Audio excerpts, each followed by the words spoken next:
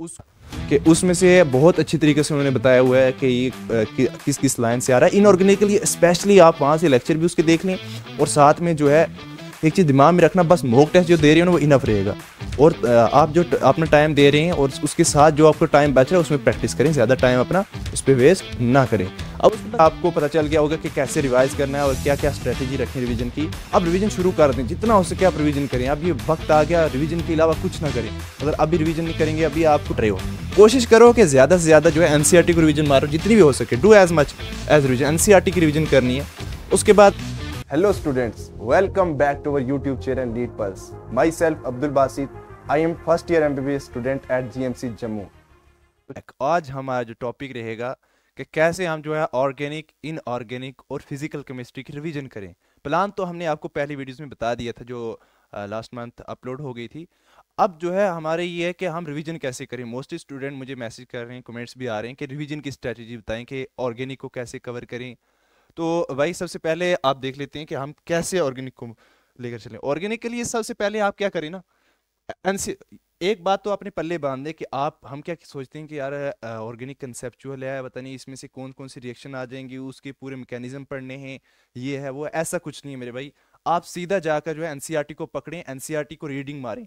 हम एनसीईआरटी को पढ़ के नहीं जाते, एक क्वेश्चन जो है बाहर से आ रहा है या दो आ जाएंगे ना, ज्यादा से ज्यादा दो आ जाएंगे, उसके लिए हम पूरे जो हमारे 13 क्वेश्चन हैं उनको हम क्यों छोड़ दें। अगर 13-14 क्वेश्चन जो हैं, 13 to 14 क्वेश्चन एनसीईआरटी से आ रहे हैं, तो आप जो है एक दो क्वेश्चन के लिए बाहर इतनी पूरा मटेरियल किससे चाट रहे हो।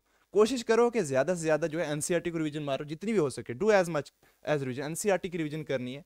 उसके बाद क्या करना है, रिवीजन करनी कैसे है देखो। सबसे पहले ये भी मैं बता देता हूँ, इसकी रिवीजन ऐसे करें, मैं जैसे करता था कि एक टाइम इसके लिए अलग से निकाल लें, और आप बैठें जिस वक्त भी एक चैप्टर लें, उसकी पहले नोट से देखें, जो नोट टीचर ने करवाएं, एक दो बार उससे कंसेप्ट ले लें जो कंसेप्ट आपके वीक हैं।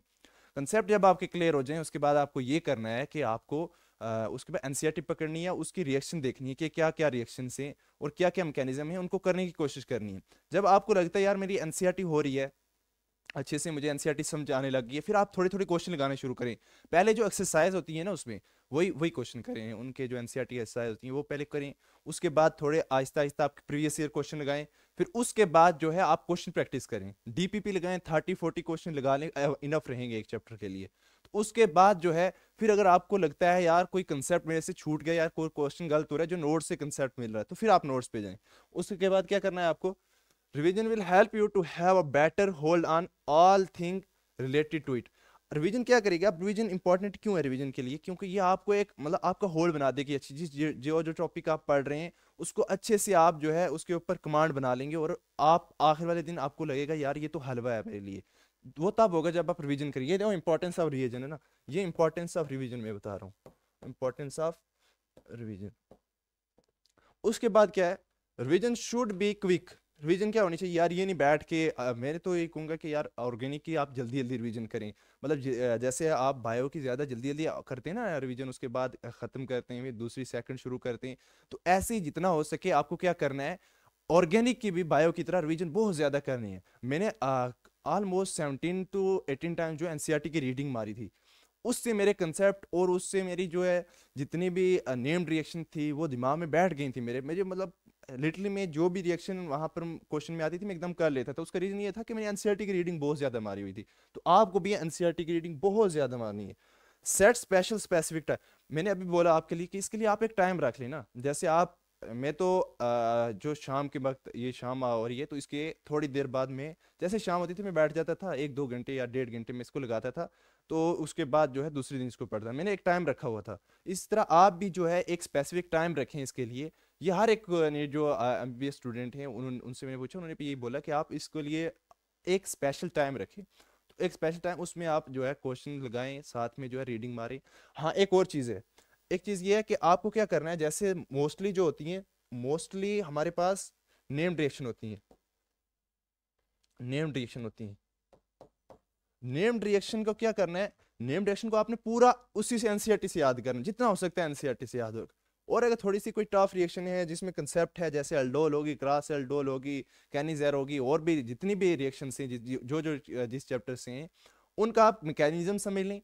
एक बार मैकेनिज्म समझ लेंगे आप, उसके बाद हम एनसीईआरटी से देखें, फिर एनसीईआरटी से देखकर फिर और जाकर आपको क्वेश्चन प्रैक्टिस करनी, बस ये आप रखें, ये आपके लिए रहेगा रिवीजन के लिए। उसके बाद एक और चीज़ मैं आपको यहाँ पे बताने देना चाहता हूँ कि इसके जो है ना ऑर्गेनिक के लिए आप इतनी ज्यादा क्वेश्चन प्रैक्टिस नहीं करना कि आप दिन पूरे बैठे हैं यार, आपको कॉन्फिडेंस नहीं आ रहा, आप सोच रहे हैं मैं करता जाऊं प्रैक्टिस, उससे आपका टाइम वेस्ट होगा।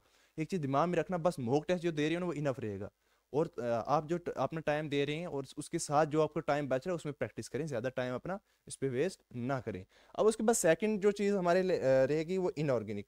इनऑर्गेनिक को तो मैं कहूँगा एज इट इज़ आप करें, मतलब इनऑर्गेनिक क्या है यार, उसके बाद आपको उसमें चीज़ें डिटेल जो जितनी दी हुई हैं उसमें डाटा जो दिया उसको दिमाग में डालें, उसके बाद अगर कोई रिएक्शन है उसको याद करें।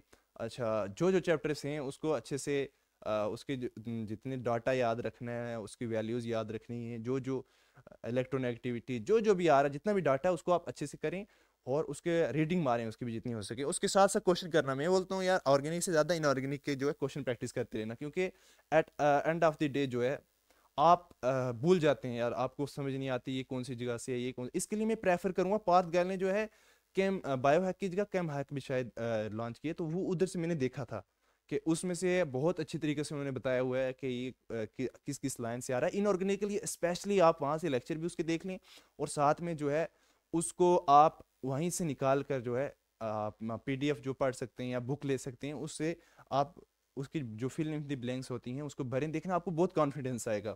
और इनऑर्गेनिक की ये अप्रोच लेनी चाहिए कि आपको कोई डाटा अपना अपना दिमाग में रिवाइज करें, यार ये डाटा मेरे पास है कि नहीं, ये जो इलेक्ट्रोनेगेटिविटी की सीरीज इस तरह है, ये नीचे जा रहा है डाटा इसका इस तरह है, इस तरह है, हॉरिजॉन्टल है, वर्टिकल है, ये सब चीज़ें आपको ऐसे ही याद रखनी है। उसके बाद जो है फिजिकल के लिए अप्रोच यही रहनी चाहिए कि एक बार आप नोटबुक पढ़ें, अच्छे से उसको रिवीजन करें जितना हो सके।